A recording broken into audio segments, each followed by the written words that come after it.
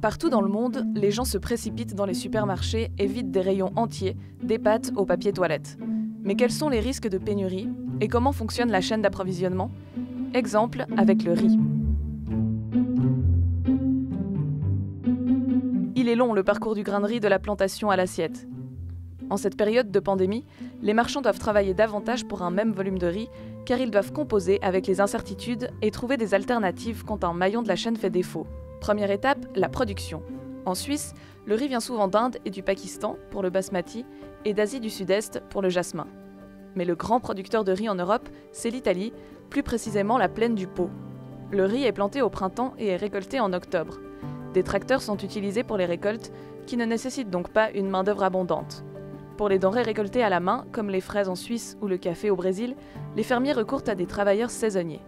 Confinés, ils manquent souvent aujourd'hui à l'appel. Deuxième étape, la distribution. Le riz est vendu à des rizeries par le biais de courtiers en paddy. C'est le nom du riz non décortiqué. Stocké chez l'agriculteur, le riz est acheté tout au long de l'année. Depuis quelques semaines, des paysans refusent d'écouler leur riz, souhaitant le vendre plus cher face à une demande qui a explosé. Troisième étape, le transport vers l'usine. Le riz est transporté en camion et en vrac vers les rizeries.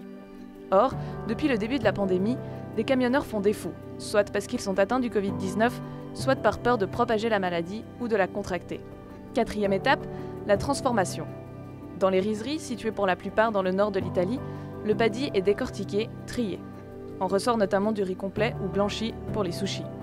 Les usines tournent à plein régime pour le moment. Certains estiment pourtant qu'ils auront beaucoup moins de travail cet été, car les supermarchés qui font de grosses réserves actuellement seront pleins.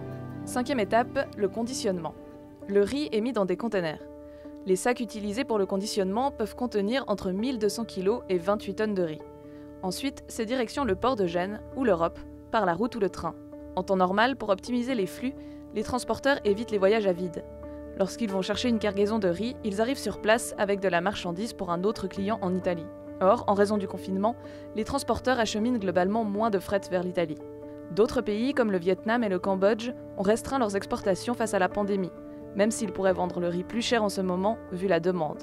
Mais la plupart des États laissent, pour l'heure, passer les marchandises essentielles. Sixième étape, transport vers les grossistes. Le riz arrive chez des grossistes qui l'emballent dans des petits paquets destinés aux supermarchés ou par sac de 25 kg pour la restauration. Actuellement, les grossistes qui livrent d'ordinaire aux restaurateurs n'ont plus de débouchés. Ils tentent de réorienter la marchandise vers les supermarchés. Septième étape, les supermarchés. Sur le marché local, le riz est ensuite transporté en camion vers les magasins où il sera vendu. Actuellement, dans les commerces, les rayons ont été vidés par des clients pressés et les vendeurs ont manqué de temps pour les remplir à nouveau. Il y a pourtant assez de riz. Les récoltes ont été abondantes l'an dernier. Les défis sont uniquement logistiques.